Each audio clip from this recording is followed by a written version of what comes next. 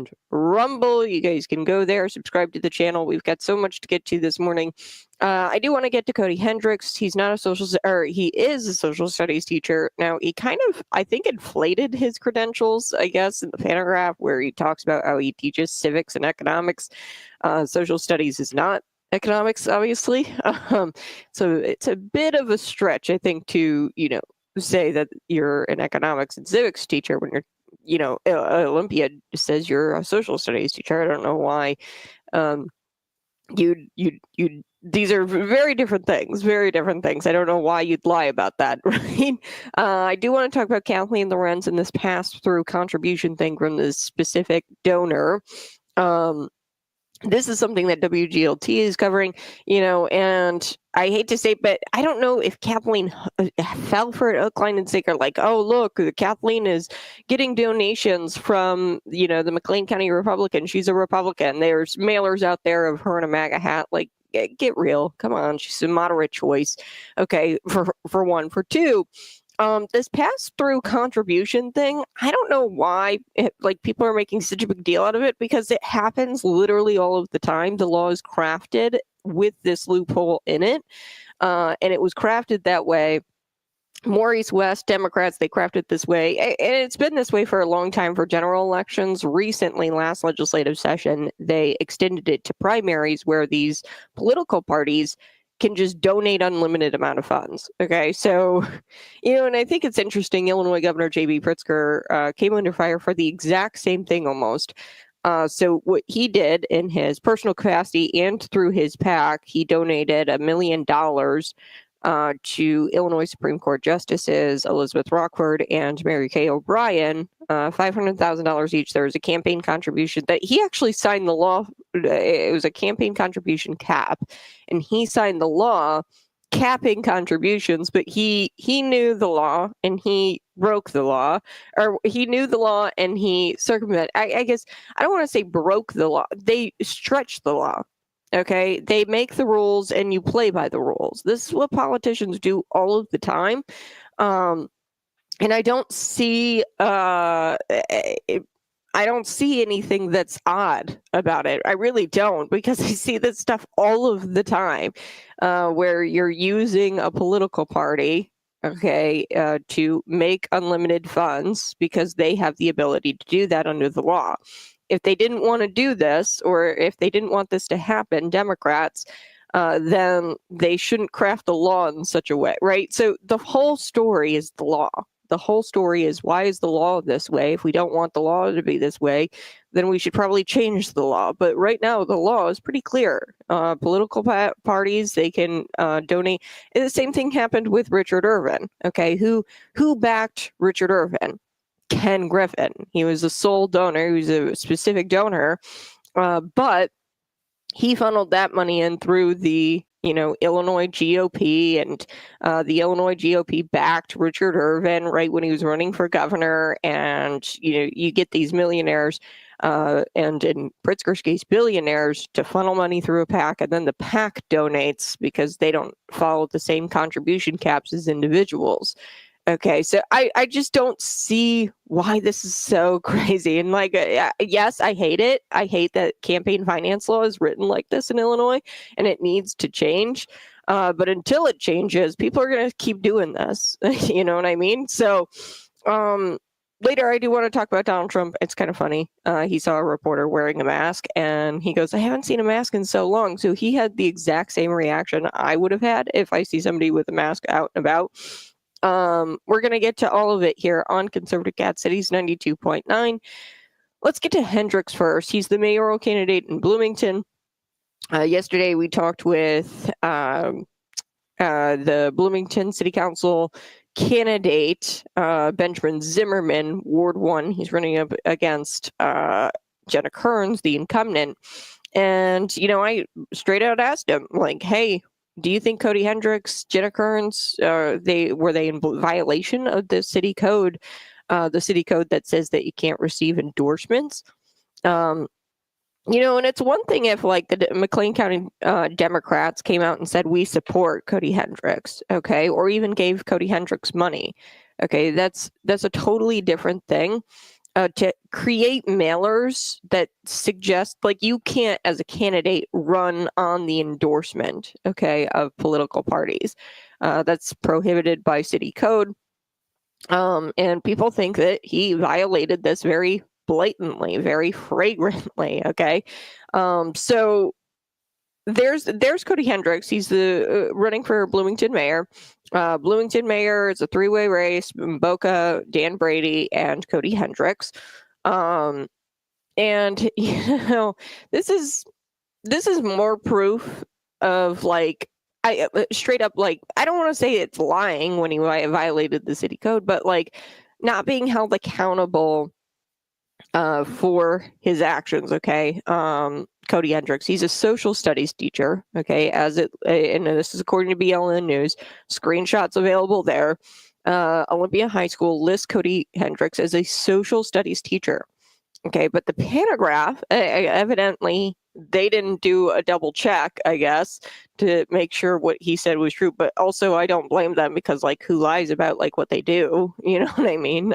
But evidently, he told the paragraph that he teaches civics. So here's a quote out of the paragraph. Hendricks, a civics and economics teacher at Olympia High School, serves as an alderman for Bloomington Ward 1. Kind of hilarious. Like, those are very different. I don't know if you ever took social studies in a civics economic course.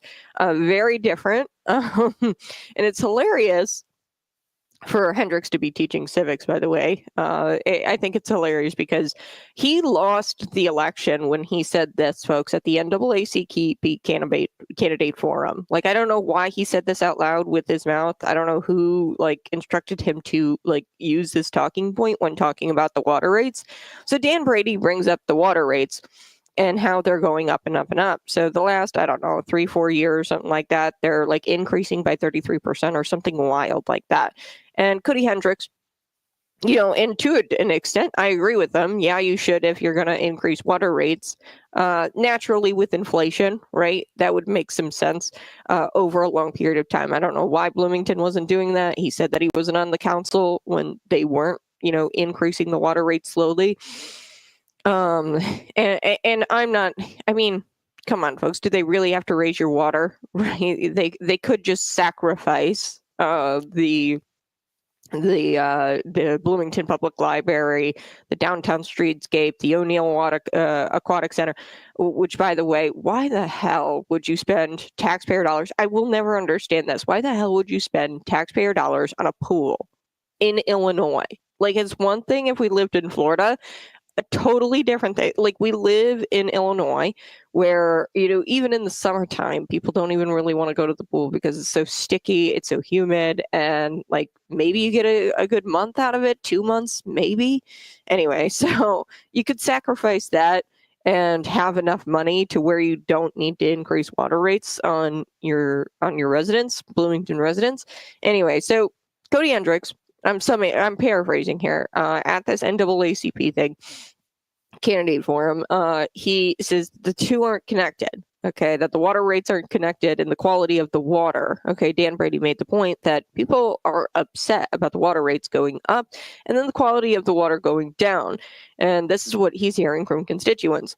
And then Hendricks, like, on the defense, says, well, the two aren't connected. And I'm just like, whoa, man, that is, like, do not say that out loud. You're going to lose the election. Like, that is probably not something you want to, like, accuse constituents of being stupid and not connecting the two. Like, that's the vibe I got. That, you voters, like, you don't understand that the two aren't connected. What? Like, of course they're connected. I'm paying my water rates and then the water quality is bad. I don't want to pay these high water rates if the water quality is bad. And that's all I'm thinking about as a constituent or as a resident. Okay, so again, don't understand why you'd say you teach civics when you don't. Social studies, civics, economics, very different. All of it's very different from each other. Dangerous for your wallet. He's promising affordable housing. What does that usually mean? It means at the expense of distributing wealth. Okay. And it means that they're going to screw with your zoning regulations, which I'm all for relaxing zoning regulations. I really am. I'm all for relaxing it. I don't know if we should completely eliminate them, but I'd love to see it all relaxed, all zoning regulations relaxed. It can get chaotic if you relax too much, but what I don't like to hear is that we are going to be regulating it, and most likely what's going to happen is if somebody gets in there who wants multifamily housing. By the way, I think that this is interesting. Maurice West, we talked about him a little bit with Kathleen Lorenz, that House Bill 4488, which extends it to primaries for political parties to donate unlimited funds. Okay. Maurice West endorsed Cody Hendricks, just so that way you know. Maurice was like, what? Like endorsing Cody Hendricks, Sharon Chung, who jeopardized your water, by the way. So did Dave Kaler with this original bill. I think it was SB 1289, which jeopardized the Mahomet Aquifer, which is your clean drinking water in Normal and in Central Illinois area. Tom Bennett did as well, state representative. I want to make sure I'm fair and I'm not just attacking Democrats, although we could all day, right? But that bill was bad, and Sharon Chung voted for it. Dave Kaler sponsored it. Totally bad. So Sharon Chung is also endorsed Cody Hendricks. So this should tell you what type of politician he is going to be. If he is going to be like the Sharon Chunks of the world who jeopardize your clean drinking water, Maurice West, who crafts legislation and passes legislation to make it more easy to do these very non-transparent election laws, campaign finance laws. That's the kind of candidate, if these people are backing him, that's the kind of candidate Cody Hendricks is going to be. Okay. Anyway, so multifamily housing, I want to circle back to that. Affordable housing, if they're going to be screwing around with the zoning laws, we talked a lot about that yesterday. You got to be careful, because when a politician says, oh, we got to take a look at our zoning laws in the state of Illinois, that should send off alarm bells. Oh, they're going to incentivize multifamily housing. So as a developer, if you specialize in single family housing, or if you see that there's a demand for single family housing, which there always is, because that's how American culture is. We drive into work. We have the house with the yard and the picket fence and the 2.5 kids or whatever. Okay. That's the way American culture works. And that's what is in demand always. Okay. So when you stop building those, you're going to really change the look of the neighborhood. You're going to change the feel of the neighborhood. You're going to stack people up on top of each other. And Bloomington is going to get really, really bad really, really quickly if they de-incentivize single family housing zoning, and if they make that stricter, and if they relax specifically multifamily housing. You're going to get these corporate landlords to come in, and you're going to stack people up on top of each other. And what happens when we stack people up on top of each other? There's crime. Okay, so it's going to be, and then not to mention, this is also happening at a state level. You've got homelessness not going to be penalized in any type of way. So no fines, no ticketing, no citations for homeless individuals. That's currently passing through the state legislature. So your Bloomington police, once that starts to happen, homelessness, right? And, they're stacking people up on top of each other. There's crime. It is a recipe for disaster. So it's so important that you go out and vote. Of course, the next mayor of Bloomington will be decided here tonight. So if you guys haven't heard, there is going to be an election show tonight on Cities 92.9, hosted by me, moi. We're going to do an election show. This is the most anticipated show of the year. So you guys had to tune in 7 to 9 tonight. I'll be right back. I got to take a quick break, okay?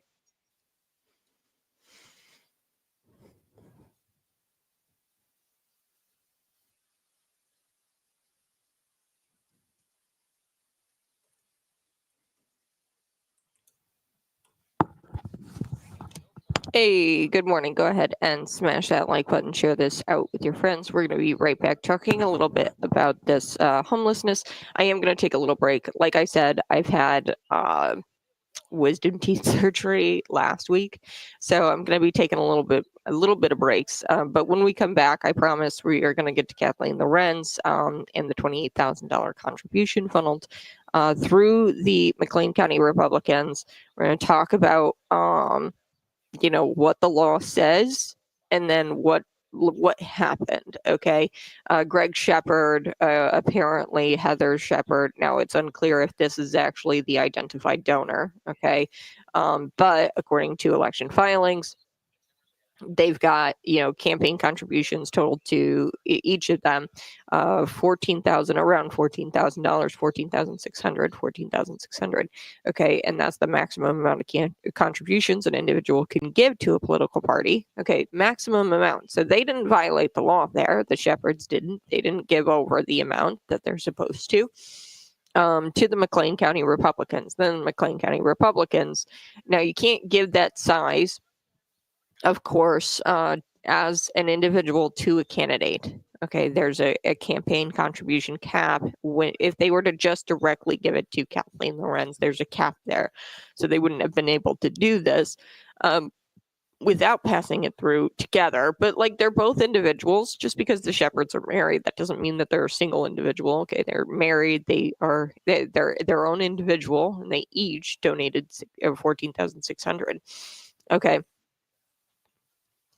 So that's within the parameters of the law. But what I want to be clear about is that the law is crafted in such a way, the state law, and it's been this way for a long time, where this is able to happen. If we want changes, then we have to vote out Democratic leadership in the state house if we want to see things like this change, because currently all of what I'm seeing here, totally legal. I see this all of the time. This is probably why, Kathleen Lorenz, just admitted this, because this just happens all the time. So she didn't see anything really wrong with it. Likely, I don't know. I mean, I can't speak for her, but a lot of people will look at this and they're like, well, yeah, that happens all the time here in the state of Illinois. Why? Because of our campaign finance laws. They suck. Okay. There is very, very little ethical accountability for politicians and for donations. Richard Irvin, Ken Griffin, this is the same type of stuff that happened. Okay. So the law allows for political parties like the Democrat Party of Illinois, like the Illinois House Republican Organization, the Illinois GOP, the McLean County Republicans, to funnel unlimited campaign dollars into candidates' war chests, okay, for both primary and general elections. Now, this new bill, it extended it to primaries just this past legislative session, and that was introduced by State Representative Maurice West, a Democrat of Chicago. Blaine Willhauer, at the time, he said, quote, "Were they not powerful enough before?" Okay, these political parties. We're making them more power. Money is power. So Maurice West at the time, he said, we're not making them more powerful. Money is power. That's what Blaine Willhauer said. Okay. So, no, I don't like it either, but totally not ethical legislation that has been passed out of the state house. We shouldn't have it to where political parties can just funnel unlimited campaign funds. Obviously, people are going to use that loophole, knowing that that's the law. So I got to take a quick break here, listening Conservative Cat. I just voted, and electronic voting machine were not working. Presbyterian Church. Thank you for the update. That sucks. Paper ballot counter is not working either. Interesting. So did they took your ballot and they probably put it in a lockbox, I'd imagine, Nicholas, if you're still watching. They probably put it in a lockbox, correct? And they said, if this happens, folks, okay. If this happens, stay in line until the machines work. Really, that's what I recommend. That I don't trust giving my ballot to somebody and having it thrown in a box to be counted later. If I wanted to do that, I would have mail-in voted. I'm just going to be honest. So thank you, Nicholas, for sharing. We're going to be right back. You're listening to Conservative Cat.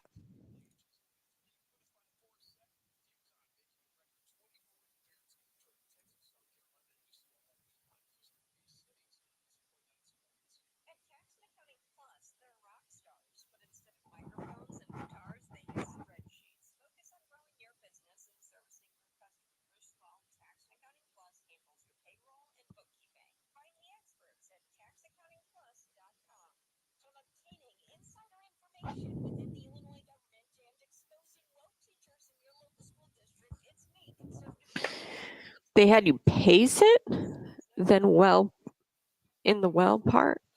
Place it in the well part. Okay, so there's a drawer in the voting machine, and then they opened up the drawer, and then they placed your ballot there, and you had it shut, and then they lock it. That's the protocol. I'd imagine that's what happened. So I'm going to recommend, it's done and over with, Nicholas, but I'm going to recommend for people on the air right now to stay in line. That's my recommendation when things like that happen.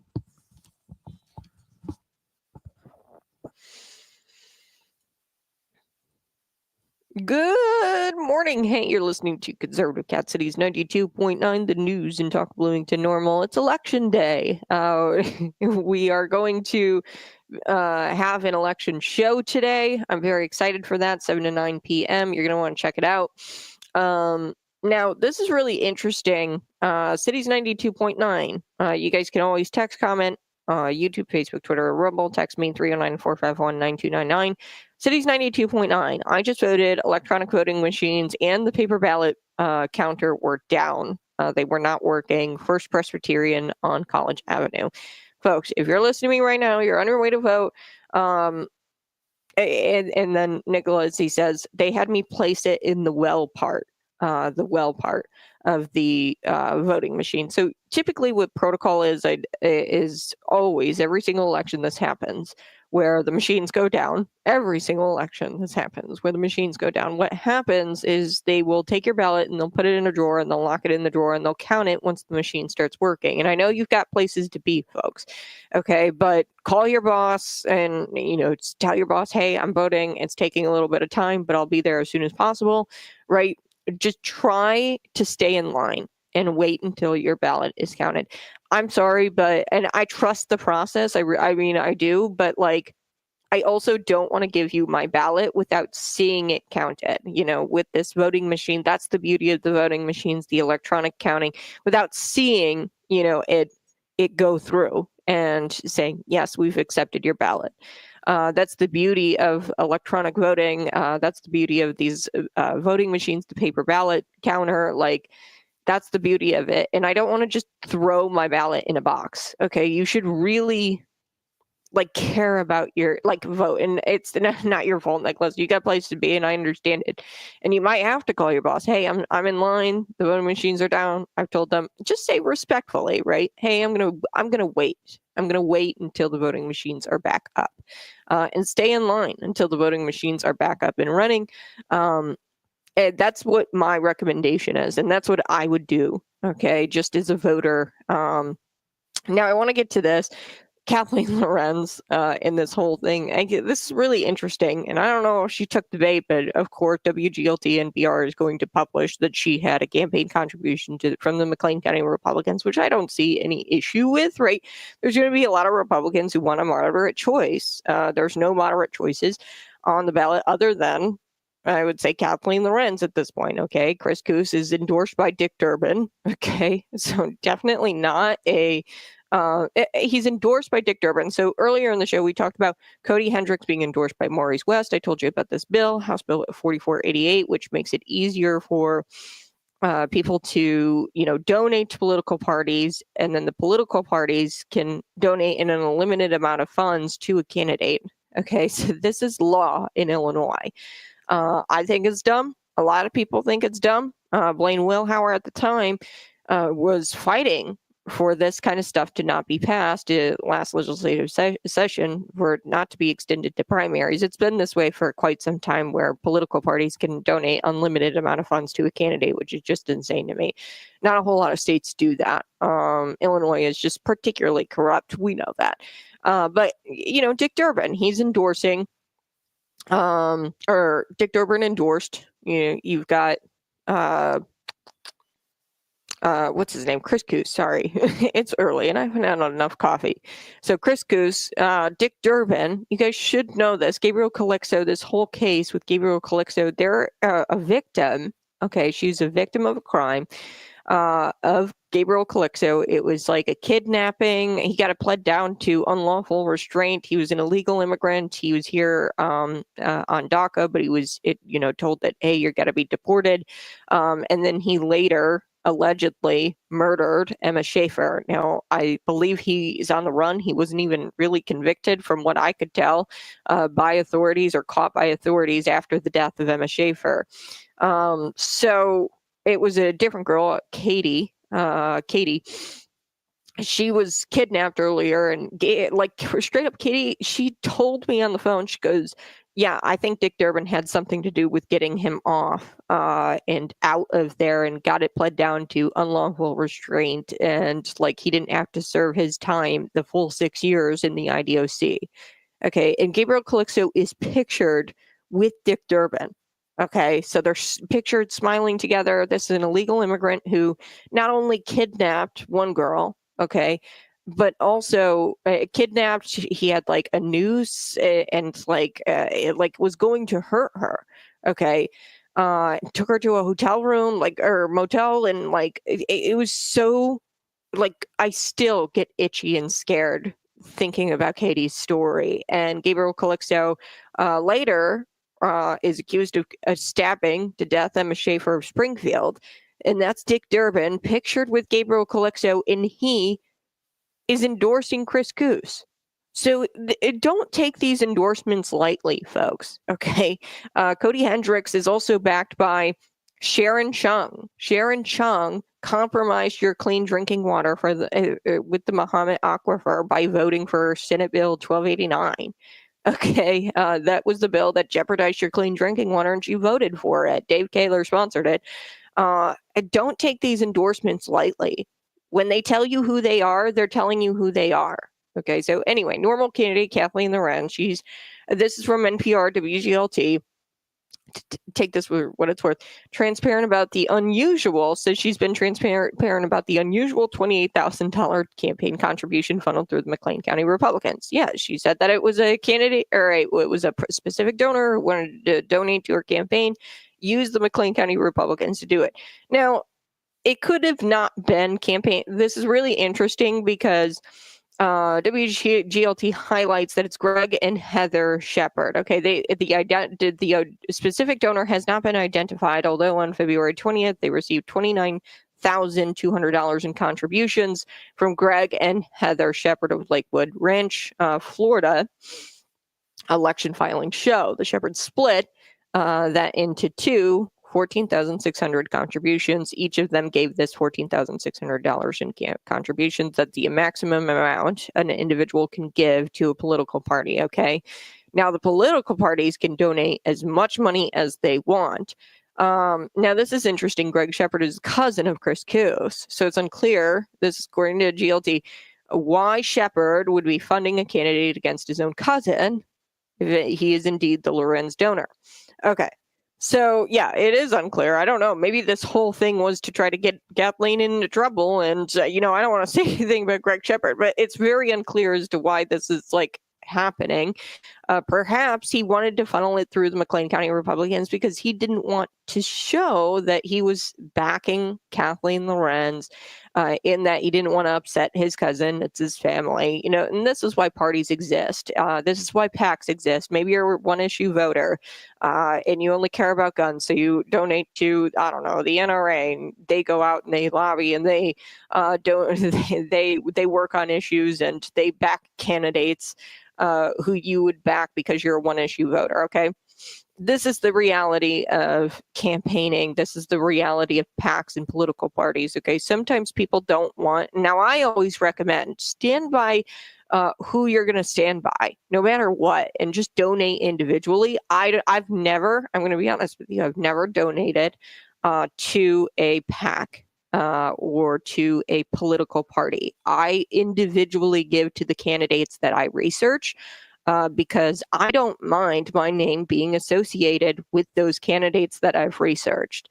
And I am all about transparency. And sometimes political parties, they'll donate to candidates that you don't like. Okay. They'll donate to, we saw this with Richard Irvin, the Illinois GOP. Okay. Ken Griffin was funneling money into the Illinois GOP and they were backing Richard Irvin. And everybody kept saying at the time, just donate to Darren Bailey individually. Okay. Donate to that candidate individually. I always say just donate to candidates individually. Like, why do, like, I understand why people do it, especially in this instance where he doesn't want to, cause a rift maybe in his family because he is Koos's cousin and he doesn't want to, make that donation specifically to Kathleen Lorenz. But like I said, this pass-through thing is it's allowed under the law because Maurice West, he actually expanded the law last legislative session to include primaries. But it's been this way for general elections for quite some time, where the political parties can donate an infinite amount, unlimited funds. And guess who's tried to stop that every step of the way? Republicans, okay, conservative Republicans, I should say. Blaine Wilhauer, hey, these political parties are too powerful.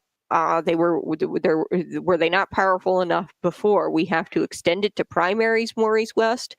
So yeah, that's that. Okay, I just want to be very clear that this kind of stuff happens. Governor J.B. Pritzker did the exact same thing. Okay, and when we're all like screaming at the sky because a normal mayoral candidate does it, look, folks, the only reason why you're screaming at the sky right now is because it hits close to home.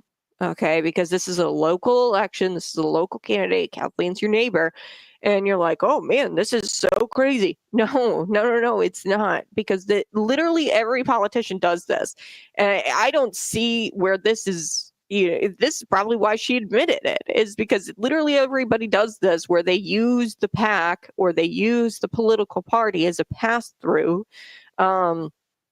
And yeah, I mean, they do this kind of stuff all of the time. So I got to take a quick break. We're going to talk about Donald Trump now, because he had a hilarious reaction, a reaction that I would probably have if somebody was wearing a mask. Okay, so in 2025, if you're still wearing a mask, that says a lot about your mental health. If I'm around somebody and I see somebody wearing a mask in 2025, I will walk the other direction because I'm unsure of their mental stability. Okay, and I don't want to mess with that person in any kind of way or have an interaction because I don't know what they're going to do. Okay, so I walk the other direction. It proves that you're beholden to a woke ideology that doesn't even exist anymore. Okay, so very few people are masking anymore. And if you are, likely you're mentally ill. All right, I'm going to be right back. You're listening to Conservative Cat.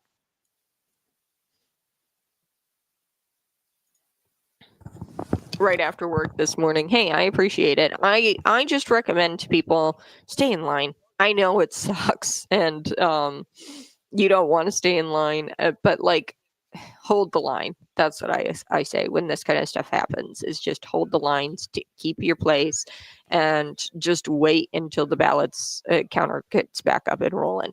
You're listening to Conservative Cat. We're going to be right back.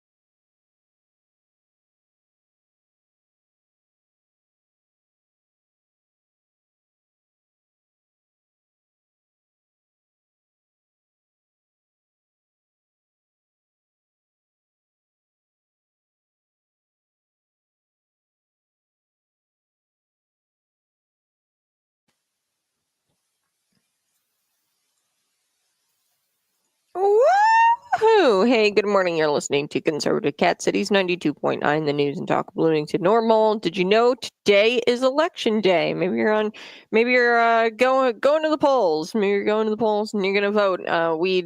Let me know what you run into when you go to vote. We did get a listener who said, I just voted. Electronic voting machines were down. Paper ballot counter wasn't working. It was at the First Presbyterian on Carledge Avenue. That was the polling location. And let me know what you run into when you're out and about voting this morning. 309-451-9299. Polls close 7 o'clock. We are going to be hopping on the air for an election show. This is the most anticipated election show of the year. So you are going to, most anticipated show of the year. So you're going to want to tune in 7 to 9 tonight, an election show. Hosted by me, yourself, or your very own conservative cat hosted local election show. Speaking about elections, Bloomington Election Commissions, they handle the Bloomington elections. Okay, so I've got to do some math tonight, and I've got a nice little spreadsheet, and I'm going to make sure that we include Bloomington Election Commission results. They have a full-time staff dedicated to election. County taxpayers, they are forced. So even if you live in Normal, even if you live, within McLean County limits, okay, you are tasked with paying for the Bloomington Election Commission. Okay, the county taxpayers are forced to fund this office, according to BLN News, not just the taxpayers of the city of Bloomington. Okay, so the county. If you go to the McLean County Clerk site, you can see your ballot there, sample ballots. It's a great site. I highly recommend you go to McLean County Clerk site. In Bloomington, you can't find your sample ballot, although they have full-time staff, working there, and that's their whole job is to work there and do that. The county clerk, McLean County Clerk, does all kinds of stuff outside of the elections, okay? But the Bloomington Election Commission, obviously this is their thing. They have full-time staff. They don't publish sample ballots that are specific to your ward. So if you're confused about who's on your ballot for the Bloomington races, you can always text me. I'll let you know. Depending on your ward, I'll let you know who's in those races. We got Ben Zimmerman, Roger Bedecker. We've got Abby Scott, Jenna Kearns. They're all running for Bloomington City Council. I think those are the only contested ones. There's not a ton of contested races as far as like school board or anything like that. The mayoral races are obviously the ones we're going to be looking at a lot, and the sales tax referendum. Maybe you aren't voting today because you're so tired of voting, and maybe you're worn out, burnt out from the November elections. And this is, of course, by design. Why they got that sales tax referendum on the ballot this go around is because they know voter turnout is like 20% when it's mayoral races, and it's even lower than that when it's non-mayoral races. Okay, so go get your friends, go get your neighbors, go vote. Tell them to at least vote on the sales tax question. Okay. I'm going to be right back. We're going to talk about Donald Trump, the masking situation. It's really hilarious what he says to this reporter who's masked and asks him questions. Also, RFK Jr. is fat shaming governors to their faces. This is amazing. What a time to be alive, 2025, where you've got RFK Jr. telling West Virginia Governor Patrick Morrisey that he needs to lose 30 pounds. Now, this was an all good fund. It wasn't like, Patrick Morrisey was so offended by this. He actually agreed with them. And it was a state press conference, and they were banning food dyes in school lunches, which is great. RFK Jr., maha, woohoo. What a time to be alive. It's 2025, and it's 6:49 a.m. We're going to be right back.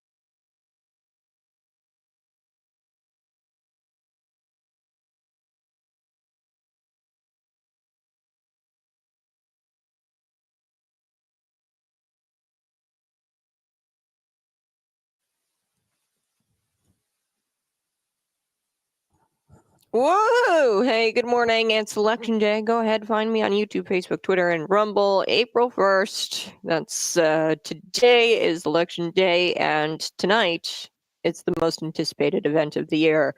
The 2025 Consolidated Election Show, right here on Cities 92.9 from 7 to 9 p.m. Before we took break, I was telling you a little bit about Kathleen Lorenz and this campaign contribution funneled through the McLean County Republicans.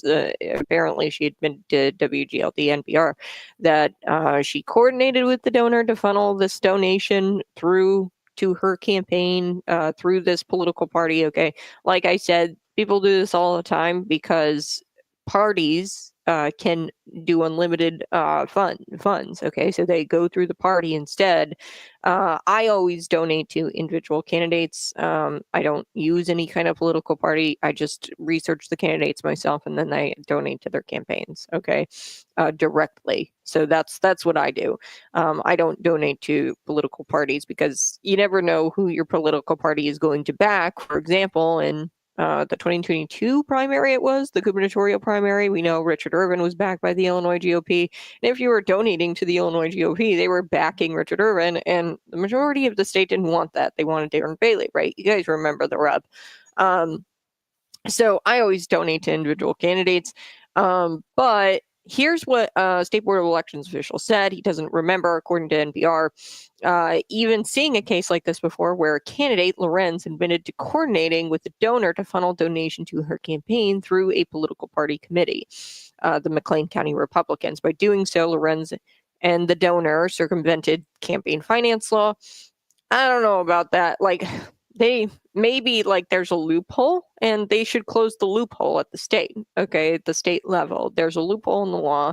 People do this all the time. Governor J.B. Pritzker did it with the Illinois Supreme Court justices, which is crazy to me because he was listed as a defendant. Folks, don't forget that in the Safety Act. And then also, he was also listed in the assault weapons ban. Okay, and these are the Illinois Supreme Court justices that presided over those cases. He donated $1 million each to their campaigns, but there was a campaign contribution cap at $500,000 per individuals. But guess what he did? It wasn't him individually, it was a PAC. Okay, so he took $500,000, gave it to a PAC. The PAC gave it to the Illinois Supreme Court Justice Mary Kay O'Brien and Elizabeth Rockford. Then he, as an individual, donated $500,000, and he's the one who signed the law, the campaign contribution cap. See, this just goes to show you Democrats really don't care about election integrity. They don't care about campaign finance law, making sure things are ethical, because they pass laws that they know how to break. Okay, they've crafted the laws and they know how to not break, but they know how to. It's not breaking the law because they know what the law is. Okay, so yeah, this whole thing is really odd because, this donation, I guess, might have come from, they haven't, identified this donor exactly, but Greg and Heather Shepard, which, there's a reason for political parties, a reason for PACs. I'm not going to say that, there's no reason to donate to them at all. Some people, and in this case, maybe Greg Shepard didn't want his cousin knowing that he actually backed his opponent, okay, Kathleen Lorenz. Because this guy is Kretzky's cousin, I guess. So this is really interesting. This is like Jerry Springer type stuff. So maybe that's why he used the party, because he didn't want to cause a rift in his family. I don't know. Sometimes people donate to the NRA. Some people donate to, if they're one issue voters, if they're, against Planned Parenthood, if they're, a pro-life voter only. They'll make donations to PACs dedicated to electing candidates or getting candidates to win who are pro-life, okay? And you're a one-issue voter and you trust this PAC, okay, to go out there and fund the candidates that are pro-life. I'm not that way personally. I believe full-heartedly that you should donate individually to candidates, and you tie your name no matter what. I don't care if it's my cousin and, I don't like his politics and I'm going to, vote for his opponent. I don't really care. I'm going to tie my name to that candidate, and I'm not going to give my money to some group to decide where my money goes. I'm just not about that life. All right, I got to take a quick break. You're listening to Conservative Cat Cities 92.9.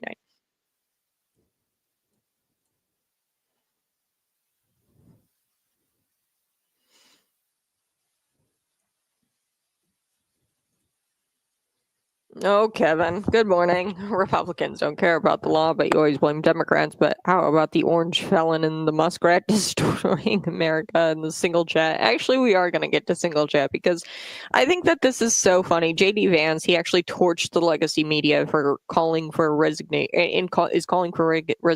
after failing to cover the disastrous Afghanistan withdrawal. Okay, Singlegate, this is like so dumb. I don't know what, like, nobody died because a single chat was leaked. Okay, I don't understand the gravity that people are putting on this situation. This is something that the legacy media has grabbed onto, and this is just like so dumb. The media is more upset about this than the 13 Americans who died, these innocent Americans who died after dedicating their lives to this country. So JD Vance, he blasts these people for covering the legacy media, for covering the single story, and turning a blind eye to the Afghanistan withdrawal. Okay, they're obsessing over the signal story, and it wasn't great. I mean, I'm not going to sit here and say that it's like, but like it's a group chat that was leaked. Like that's it. You know what I mean? Like nobody died. Okay. It's old, it's boring, it's never ending, and I don't think that the people really even understand exactly what the story is, and the legacy media has gripped onto that. And clearly, you watch too much CNN, Kevin. I'd imagine that you're planted right in front of your TV watching CNN right now. But you watch way too much CNN, you consume way too much news, man. I think you gotta chill a little bit, okay? They're gonna tell you to like lose your mind over the single story, but it doesn't, they just won't let it go away. So Trump and his allies have been sharply, this according to Hill, criticized over this last week because it was revealed by the Atlantic editor-in-chief, Jeffrey Goldberg, that was added to the group chat on Single with agency heads discussing a forthcoming attack on the Houthi rebels in Yemen. Okay, so the administration and the defense secretary, Pete Hegseth, have said no classified information or war plans were shared via the commercial app, but a second round of released screenshots from the Atlantic show Hegseth detailing the time, location, and weapons that the U.S. had planned for the attack. Okay. So this is really like interesting. I've seen it where like he was added on purpose. So I don't know if Trump is playing like 4D chess or something. So like obviously the Atlantic is an extremely left-leaning organization, okay? And they might have thought that Jeffrey Goldberg, he got added to this group chat, and it's unclear why he got exactly like added to this group chat and who added him. But somebody added him to this group chat, this single chat, where they were discussing, like, I highly doubt that they were discussing this over a group chat, okay? Our military defense, okay. And nobody died as a result, okay? Number one, I want to be very clear about that because we know that the 13 American service members died because of the Biden withdrawal and how bad that was. Now, I wonder if Trump is being like, or these defense officials, the Trump administration officials, I wonder if they added this Atlantic guy on purpose, okay, because they want certain plans released, and then they're going to go in and do something else, okay? You don't know exactly. I think it's odd that Jeffrey Goldberg was added to begin with in this chat. Because he's a left-leaning reporter. Who the hell added him, right, to this group chat? Why the hell are defense officials even talking in a group chat about like weapons, locations, and a planned attack in a group chat? Okay, you mean to tell me that they're not like meeting in the or like at a conference table and talking about this stuff? Like, come on, you've seen the movies, right? It usually happens at a conference table. He dismissed this incident as not a big deal, but is looking for the news to move on to something new, even as Democrats call for investigations to examine what happened. Okay, so I don't even really know. Like, even if they were in this single chat and they were discussing this, like, is there something like wrong about that? I don't know if that violated any kind of law. It got leaked, the group chat. But like it's just like I don't understand why this is something that like you like have gripped onto left. I really don't. I don't get it at all. Yeah, it's a group chat that was leaked. The reason why it's a story is because the Atlantic guy leaked it. That's it. And that he was added to it. That's the story. I don't know why he was added to it and why he leaked it. Smash that like button, share this out with your friends. We're going to be right back. Talking a little bit about that group chat and talking about JD Vance calling for the media to, talk about the Biden administration, talk about the 13 innocent Americans who died in the withdrawal, right? And I hate to do this whataboutism, but like, whataboutism? You know what I mean? Like, I just don't understand what the story even is here. I really don't get it. It's boring. It's tired. It's like, okay, the group chat got leaked, but it only got leaked because there was a reporter who was accidentally, maybe not accidentally, added to it. I really am not grasping the story here, and perhaps he got added to the story because they wanted to leak this to change things over there with the Houthis and the Yemen Houthi attack. Okay, the rebels and Houthi rebels in Yemen. Maybe they wanted to sway it a certain way and get them to think that they were going about this attack in a certain way. I don't know. Trump dismissed it as not a big deal, so I'm saying it's not a big deal.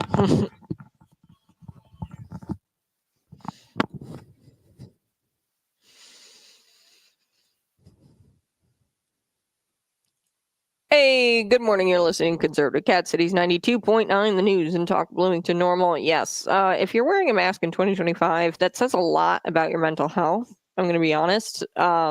It says that you're beholden to a woke ideology that doesn't even really exist anymore. Okay, so there's leftists still out there masking after the pandemic in 2025, which is shocking in and of itself. Okay, but Trump, he commented on this reporter's choice to mask in a very polite way, but he was trolling him at the same time, which I think is hilarious. And I would have done the same thing. It's weird that you're wearing a mask in 2025, man. Take a listen to President Donald Trump. His response here. Here we go. I haven't seen a mask in so long. You're wearing a mask. So nice of you. I haven't seen anybody wearing a mask in a long time. It's good. You feel more comfortable, right? Good. That's good. I have. What are you trying to prevent? Really? Like, I don't understand why you'd be wearing a mask in 2025. I don't know. Even if the reporter was sick, okay, and believed that she was contagious or something, the mask isn't going to do anything with that. It's already been, like, they changed the label on the mask. Like, the masks used to say, this doesn't stop respiratory diseases. It doesn't stop people from getting sick. What masks were originally intended for in the healthcare industry, it was to keep blood out of like opened, like your open holes. Okay, so you don't get infected. You're taking care of people who openly wounded in the hospital. The mask is to protect yourself from bodily fluids. Like blood, like, yeah, I'm sorry, but spit is going to get through it. Respiratory diseases, little viral, diseases is going to get through it. Like, it might stop spit, but it's not going to stop COVID.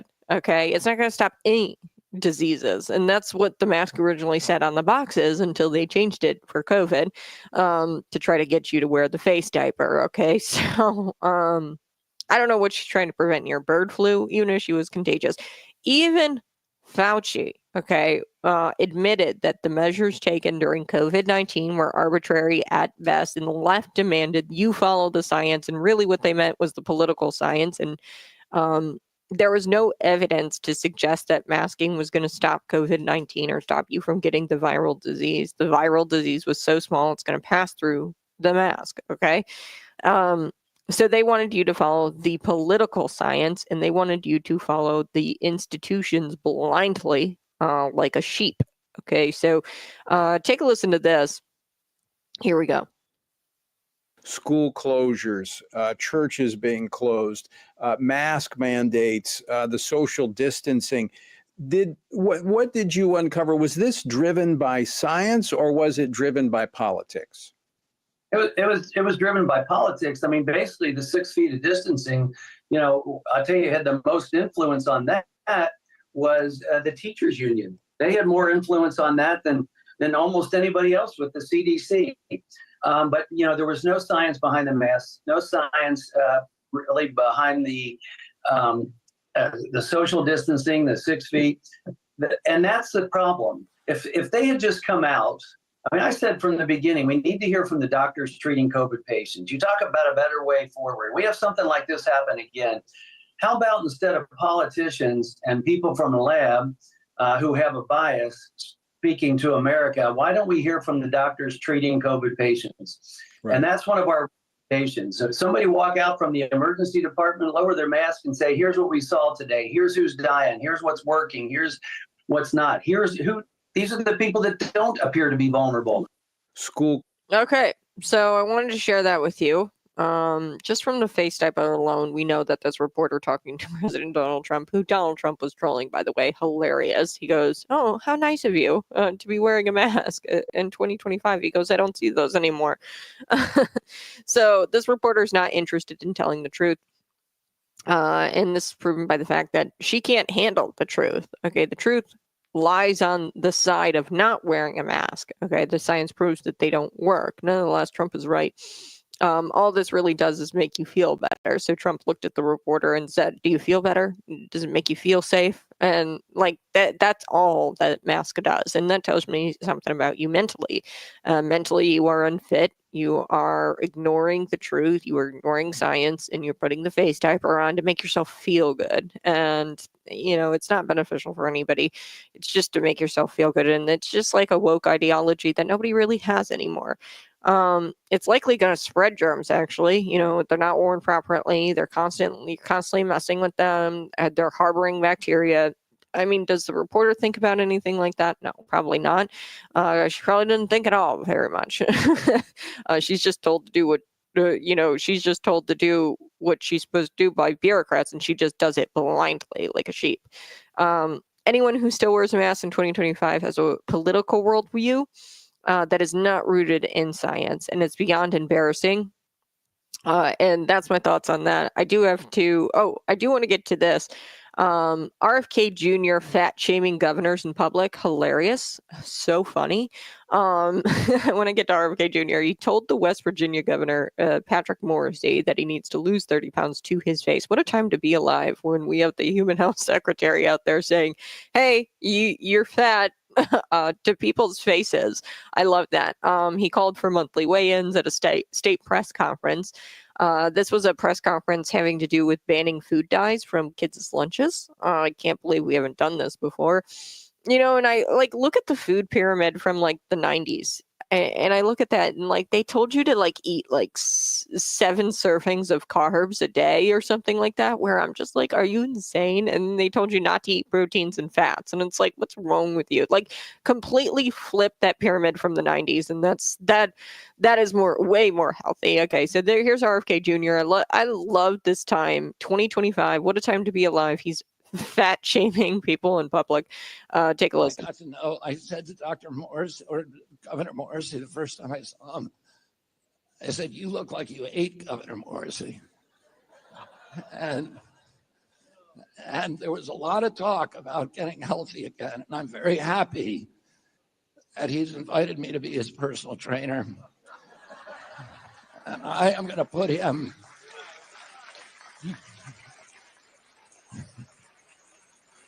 on a really rigorous regimen. And we're going to put him on a carnivore diet. We're going to make him raise your hand if you want Governor Morrissey to do a public weigh-in once a month. And then when he's lost 30 pounds, I'm going to come back to the state and do a celebration and a public weigh-in with him. I got to know. I love it. I love it. The results speak for themselves. I mean, look at RFK Jr., his ability to do push-ups. I mean, there's videos of him benching with his shirt off. The guy's jacked. Okay, so if you've ever seen RFK Jr. doing push-ups, you'd probably want him as a personal trainer too. So this is friendly banter, and he does this at a press conference to his face, okay, to the governor's face. And I love this. Let's bring this back. Fat shaming, and calling people out and saying, "Hey, you need to lose weight." This is all friendly. And actually, this is proof that RFK Jr. actually cares about the governor and cares about people. So according to the HHS, secretary. He was joined by, or HHS, U.S. Department of Human Health and Services Secretary RFK Jr. was joined by West Virginia Governor Patrick Morrisey for a press conference at the St. Joseph's School in Martinsburg. Okay, and they celebrated the signing of this new legislation, which bans harmful food dyes from school lunches starting in August of 2025. Governor Morrisey announced at the event that he intends to request a waiver to restrict taxpayer funds from being used to purchase things like soda through SNAP. Okay, so he is trying to get it to where, taxpayer funds can't be used to buy soda pop or candy or like ho-hos. You know what I mean? Like, hey, if you're on the SNAP program, you have to eat vegetables. Okay. You have to be healthy, and you have to use, like, we're not going to be funding your soda habit. Okay. The taxpayers. West Virginia is strongly embracing this MAHA movement, the Make America Healthy Again. And I am so excited because we've got so much junk food. This is what Patrick Morrisey said. We're getting junk food out of our foods, promoting exercise, and putting nutrition back into SNAP. Thank you, Secretary Kennedy and Secretary Rollins, for their commitment to ensure that the next generations of Americans are going to live healthier and happier. Although Morrisey acknowledged, Patrick Morrisey, the governor, acknowledged he needs to lose 30 pounds. It's nice to see that he is jumping on the MAHA bandwagon. Okay, he does need to lose 30 pounds, but he's jumping on this bandwagon. The same cannot be said for Governor J.B. Pritzker, who needs to lose maybe a little bit more than 30 pounds. Okay, Governor J.B. Pritzker on X says RFK views are dangerous, misguided, deeply disturbing, right? And he's going to hurt people. Come on, JB. Come on. Be like Morrissey. Just admit that you need to lose 30 pounds and we can move on. Pritzker probably needs to lose about 100, right? The big difference is there is that the big difference here is that Governor J.B. Pritzker would rather be politically correct at the expense of public health rather than being politically incorrect and support health. Okay, so Patrick Morrisey, politically incorrect. He says, I'm fat. I need to lose 30 pounds. We're teaming up with RFK Jr. and we're going to err on the side of supporting public health rather than being politically correct. And I think we need to bring this kind of stuff back, telling people they're fat to their faces and say, hey, you need to lose a little bit of weight. I'm worried about you. What's so wrong about that? I know I need to lose a little bit of weight. I know that I need to. And I would tell anybody, to their face, hey, you gotta hit the gym. Okay. And I just tell people very nicely, and there's a way to do it in love. You don't have to be mean, right? And RFK Jr. wasn't mean here. There's friendly banter going on. Hey, I'm worried about you. Here's what I do. I look for single ingredients at the store. I, shop usually generic, which is really interesting. Generic brands typically have less ingredients. Try to go whole foods, right? And don't be afraid of butter. Don't be afraid of fats and proteins. And stop with your animal-based diet. Like, you know what I mean? All right, I got to take a quick break, but you're listening to Conservative Cat Cities 92.9.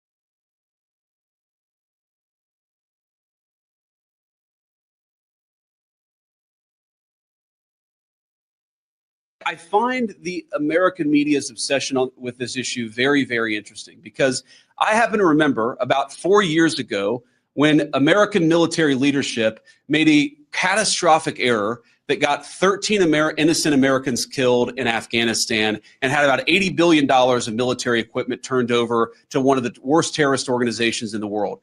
And for years, the American media ran cover for a Biden administration that refused to fire any generals or even launch an internal investigation that was meaningful and substantive about what happened. And now the same American media that covered for the Biden administration after the untimely death and the unnecessary death of 13 brave Americans is really, really interested in forcing the president of the United States to fire someone because of a signal chat, That is not honest behavior from the American media. And if you think you're going to force the president of the United States to fire anybody, you've got another thing coming. President Trump has said it on Monday, on Tuesday, on Wednesday, on Thursday. And I'm the vice president saying it here on Friday. We are standing behind our entire national security team.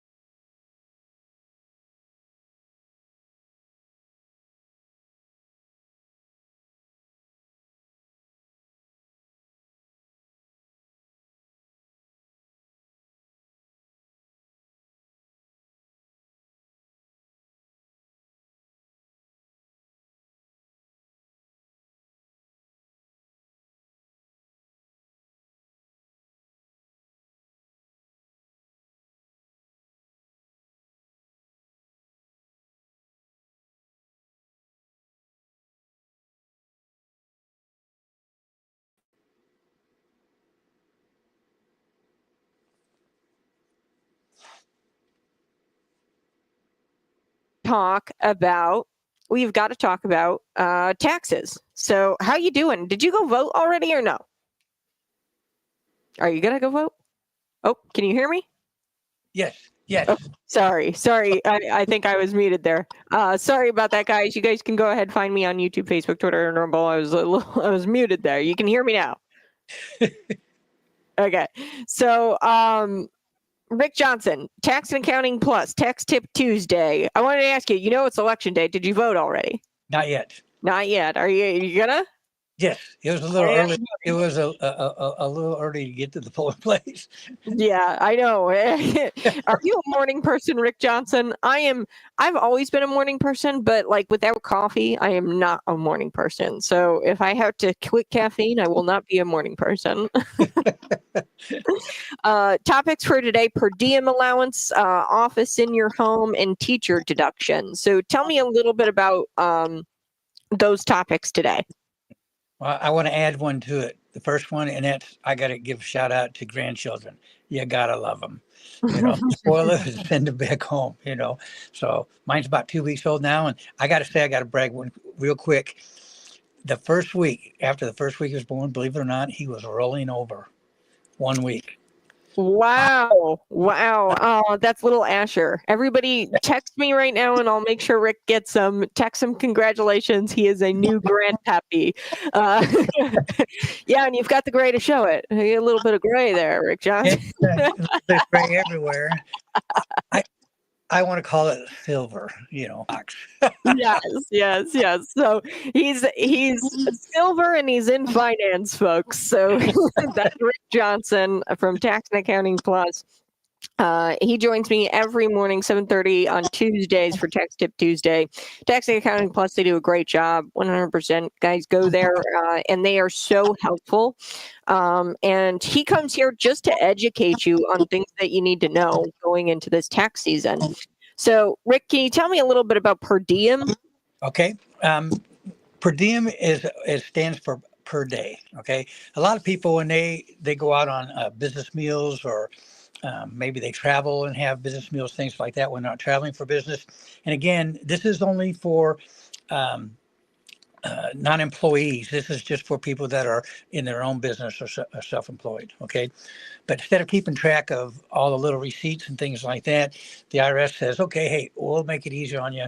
We'll give you a per diem amount. So in 2024, the standard rate for that was $64. Okay. So instead of keeping track stuff, you can just take $64 per day. That's your way on business. In 25 now, that went up to $73. And then if you're a transportation worker, which I'll explain exactly who they are in a minute, standard rate for them is $74. And in 25, it went up to $85. So generally, the taxpayer can only deduct 50%, okay, of the meals. So they would get to deduct 50% of their per diem on the tax return. There is an exception for the transportation industry, and they can deduct up to 80% of their standard rate or of their meals. Okay. Now, if you are a transportation worker, you can work on an airline, a barge, a bus, a ship, a train, or a truck, like a semi over the road. Okay. Per diem allowances for specific cities may benefit you. Now, that's something, these are standard or just average rates, okay, that you can use. But if you're going to some big cities, you can look those up. In fact, if you want in your search on your browser, you type in CONUS. It's capital CONUS. That will give you all the rates for the states and cities and big cities throughout the United States that you can use for your per diem rate, and it may be much higher than the standard. So like if you're in Chicago, New York, the big cities, San Francisco, et cetera, then you can get a higher rate, and that may be like, instead of 64, it may be 79 or it may be 90, who knows, but and then you can take half of that for your expenses. All right. And then if by chance you're lucky enough to be able to go out overseas, they actually have rates for those as well. The government puts up, and when you go to search that out, all you got to do is put O in front of CONUS. So it's OCONUS, and they will give you per diem rates. You can search that by country and then whittle it down to a city within the country, and it will give you what your meals and entertainment expense, allowable expense can be. But do keep in mind, they still everybody refers to it as meals and entertainment, but entertainment is not deductible um, um, for on your return, at least not yet. Mhm. That's been going on, like I said, since 18 and through 25. So by the time this year's over, the Trump administration is going to have to some big things that they're going to have to do to figure out what's going to happen with this tax situation since it's coming to a close. And since we're talking about some expenses that people tend to forget about as a self-employed individual, et cetera, the second one is office and home. Sometimes people don't like to mess with that, or they're afraid of it for some reason, whatever, but it's a really good deduction. Your office and home will be allowed for the place of business which is used by the taxpayer for the administration or management activities of the taxpayer's business. If there's no fixed location of the business and where the activities are substantially performed. In other words, it used to be that if you used to have to, where most of your business was done, or most work that was done, which was income producing activities, they refer to them. So if your income producing activities was right here and that's where you saw your clients, then that had to be your office. Okay. So maybe you didn't do that in your home, so you couldn't take office at home. Well, now that is you don't need to have the place where you do your income producing activities for that to be your office at home. So some of the main things you got to look at, and if you could do it by rooms or you can do it by footage. So let's just say if you have 7 rooms in your house, not counting bathrooms, and you use one for your office, so you can get 1/7 of the expenses related to the house, okay, the entire house. So that's utilities, homeowners insurance, mortgage interest. You have a mortgage, rent if you pay rent. I think I said interest. It's also property taxes, utilities, improvements to the home, repairs to your home, and then the office that you have in your home. If you do some specific items just to the office, then you don't have to take the percentage like 1 out of 7. You can take 100% of those expenses. And then of course you can also take depreciation for that portion of your home as well. So it adds up, and it's a very nice deduction. One of the things about the office and home, it will not allow you, if let's say you're filling out a Schedule C and you're in the negative, it will not allow you to increase that negative amount, except for the property taxes and mortgage interest. So what happens then is you keep track of that, and you carry it over to the next year or until you're able to use it. So office and home, and it's a good deduction and one that people forget about. And when I talked about these different things that people are maybe afraid of a little bit, keeping track of everything, they also now have a simplified method. So you can do a simplified method of your office at home, which is very easy, and you look into that. Then you don't have to worry about keeping track of so much of the information. Okay, and that's for the office at home. Okay. Well, Rick Johnson, I'm telling you, I didn't learn any of this in school, and I'm so glad that I'm learning it now. And I think a lot of our listeners can say the same thing. Like, I would love to have classes like this when I was way younger, but I mean, you're explaining it now. So this is this is a service you're providing. I just want you to know that, because a lot of people don't know deductions, exemptions, credits. I don't. So this is something I'm learning, and it's helpful. So we've got one more. Is it teacher deductions? Yes, teachers. Okay. Teachers, listen up. Teachers, yes. I believe teachers are right up there with first responders, nurses, etc. They are molding our younger generations to take over this world, and you gotta love them. But but the IRS just gives them a little bit, not much.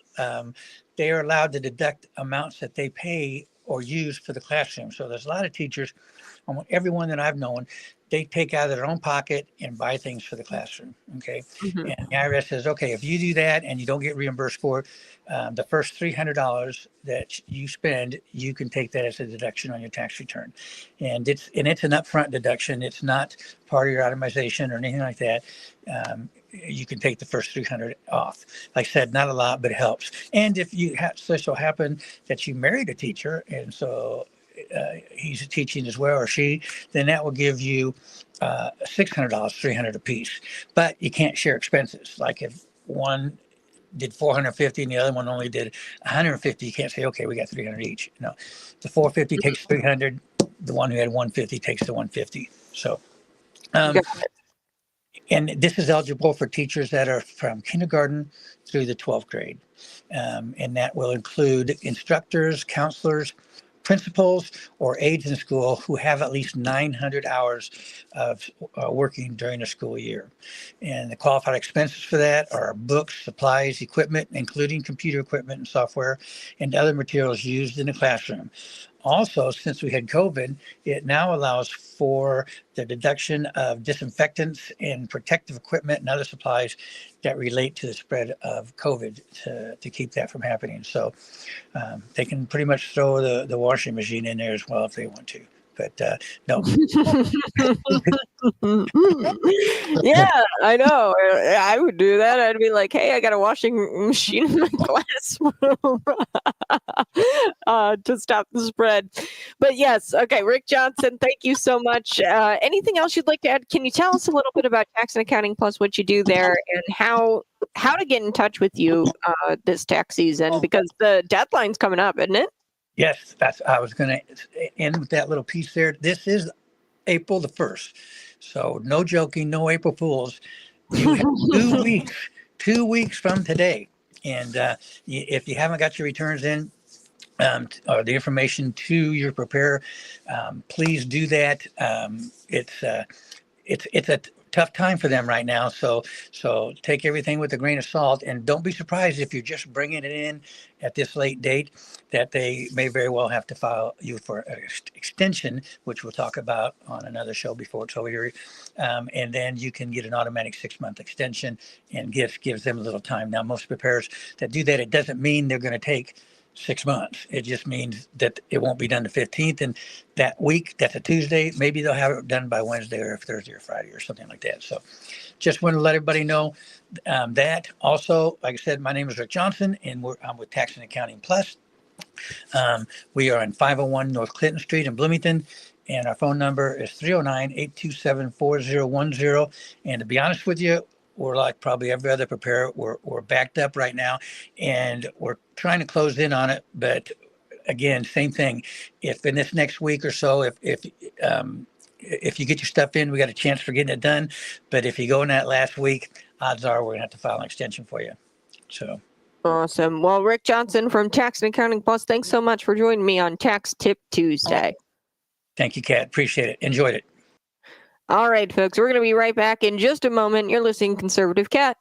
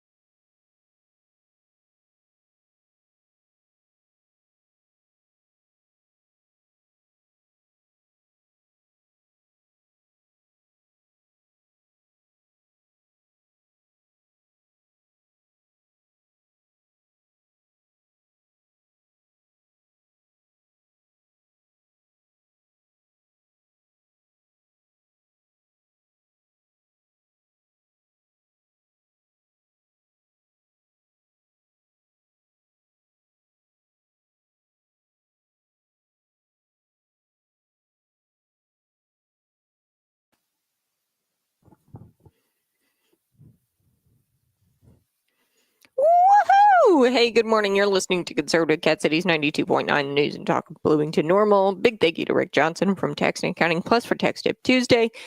Yes, I wanted to talk a little bit about this signal gate. The left is making this a really big deal, and I don't quite understand why. JD Vance obviously called out the legacy media for obsessing over Signal, this story, and they're turning a blind eye, and they have turned a blind eye to bigger stories like the Afghanistan withdrawal, where 13 American service members died. Nobody died as a result of the Signal chat getting leaked.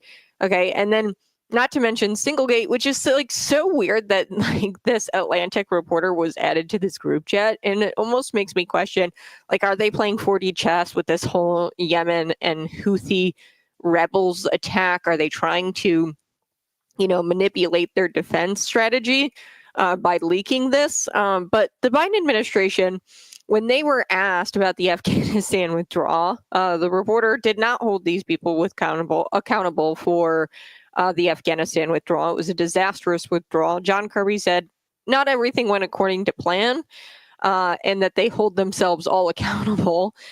This is like the biggest scandal ever, and the legacy media did not cover this the way they should have, and they are obsessing over Signalgate, and I don't even see the story here. If anybody's not noticed, outside the gate or the hangar there is the Abbey Gate 13, the people that died on August the 26th, 2021. And I'm kind of saddened that there has been no accountability for that. Yes, sir. So I'd like to know, what is President Trump going to do to help get accountability for that event? David, I appreciate the question, and it's an important one, and thank you for your service, but most importantly, thanks to everybody, including David, for their service in this room.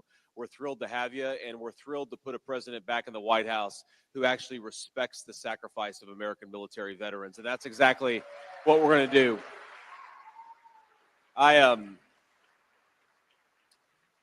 David, like President Trump, I've spent a lot of time with the families of the 13 brave Americans who died at Abbey Gate. And one of the things that is really affected me is the recognition that a lot of these guys, they're not mad. They're, of course, heartbroken, but they're not angry that their loved ones lost their lives, because they recognize that when you put on the uniform of the United States, sometimes that's what's happened, right? That's what a lot of people sign up for.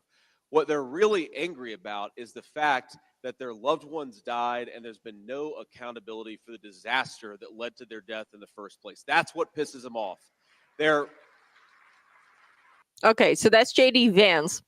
When we come back, I want to play John Kirby, his response here to everything. And like, this is the biggest scandal ever, but yet like they're focused on Singlegate, which are like, I don't even know. Maybe it's Trump playing 4D chess. Maybe it's these defense officials playing 4D chess to try to switch up the Houthi rebels' defense strategies. I don't know. It's odd that an Atlantic reporter was added to this group chat, and it's odd that they were talking about offensive strategies in a group chat like this. It's just weird all the way around. There's definitely more to this story, but the legacy media, they're like so focused on like them talking about offensive strategies like time, location, and weapons used, and this attack that they were planning. They're not even talking really why the reporter was added to the group chat, and I think that he was added to the group chat perhaps on purpose to try to sway things over there. Donald Trump is dismissing this as nothing. So I'm going to be right back. You're listening to Conservative Cat.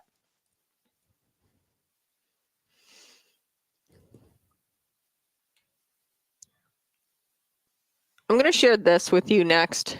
This is John Kirby and his response, of course, to the Afghanistan withdrawal.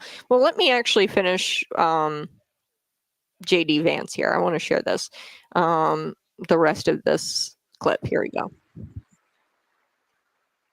They're heartbroken to have lost their kids, but they're angry that no one has paid any price for the fact that those kids died because our leadership failed to do its job. I mean, think about this. You get out of Afghanistan, and I think it was the right decision to get out of Afghanistan eventually, but you don't close down the airport before you get out. We basically turned brave Americans into TSA agents in the most dangerous, terrorism-infested area of the entire world. And frankly, we may have been lucky that only 13 Americans died. It could have been much, much higher given the chaos of the situation that was going on the ground.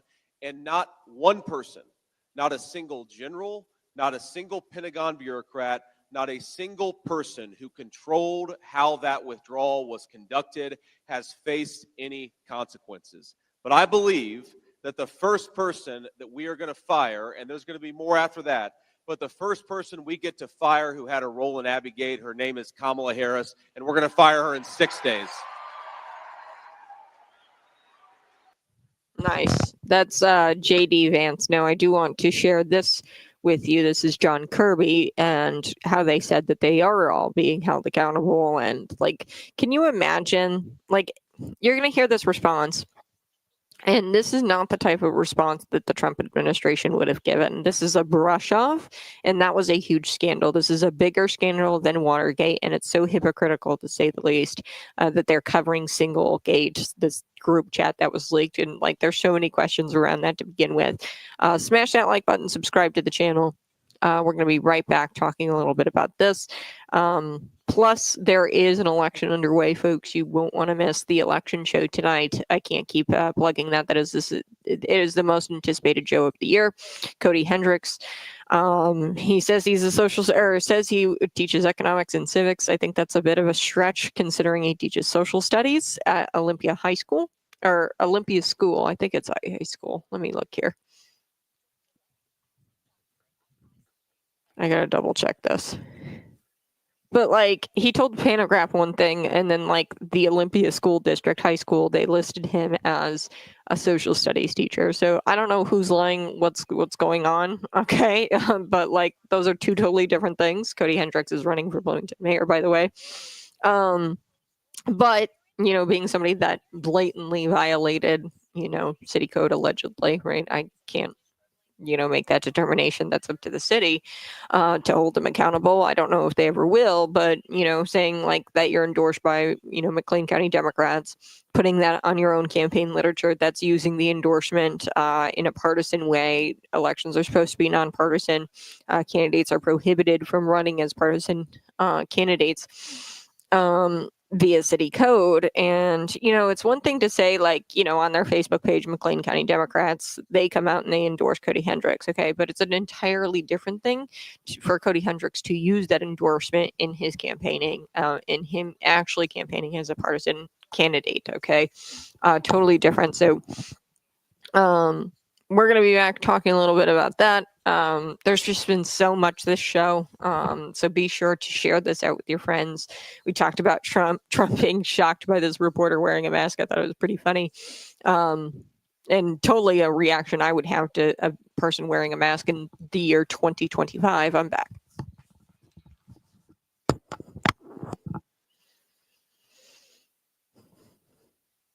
Okay, usually I'm like a black coffee person, but I found this like whipped cream type stuff. Like, it's a cold foam that you put on top of your coffee, and I'm in love with it. It's so good. It's probably very, very fattening, but I really enjoy it. Anyway, so before I took the break, I was telling you about John Kirby and his response to the Afghanistan withdrawal. If the Trump administration had brushed off something like this, that would have been so huge. The legacy media did not cover this story the way they should have, and they're obsessed about Singlegate, and I don't understand why, because it's not even really a story. The story is that the reporter was added to it, and who added the reporter? Is Trump playing 4D chess here? Is he trying to get the Houthi defense strategy to be shaken up? I don't know, but take a listen to this here. Directly for what happened with the withdrawal in Afghanistan, and if not, remind the audience why not. We have all held ourselves accountable for the progress of the withdrawal across the administration. And it was a true interagency effort to get those 120,000 people out and to make sure we removed our diplomats and our military personnel safely. As I said, Ed, not everything went according to plan. Nothing ever does. Was anyone ever held accountable by the president? So this was a complete brush off, and I'm telling you, if the Trump administration were to have done the same thing, like brush that off like that, that would have been the end of it, right? This was the biggest scandal since Watergate, Okay. And they did not cover it, the legacy media. They're obsessed with Singlegate. And like, there's really no story there. It was a group chat that was leaked. And they're creating fake outrage about this. And I really don't even understand the story completely. Is the outrage because they were communicating on an app? Is that, and they were discussing like sensitive details? I don't know like exactly what the story is, and I don't think a lot of people understand it either. Why? It's probably because, like Donald Trump said, this is no big deal. Like, and he goes, "I'm not firing anybody for this." The Vice President J.D. Vance said, We're not firing anybody for this because it's not a big deal. Democrats are calling for investigations into what? Who added the reporter? Maybe they did it on purpose to try to, change up the defense strategy of the Houthis. This is the Houthi rebel in Yemen. They were planning an attack, I guess. The Secretary of Defense, Pete Hegseth, said no classified information was shared in this commercial app, but then it was like the screenshots show, that they were talking about the time, location, and weapons the U.S. had planned to use in the attack. But like, I don't know. It's all kind of fishy. And I don't see the story here. Anyway, so today's the election. April 1st, we do have an election show. This is the most anticipated election show of all time. So be sure to tune in tonight, 7 to 9 p.m. As always, check out our local news on cities99.com. We've also got Steals and Deals, Peron Indian. We also have Epic Burger, $20 gift certificates going now for just $10. You can head over to cities929.com, and you won't want to miss today's election show starting at 7 o'clock tonight. I've got guests. I've got results. We will provide the results as we get them. Polls close 7 o'clock. If you guys have any questions about today's election, 309-451-9299. We are your election headquarters. You guys have a great rest of your day. Bye-bye. I love you. We'll be back at it again tomorrow morning. And be sure to tune in tonight for the election show.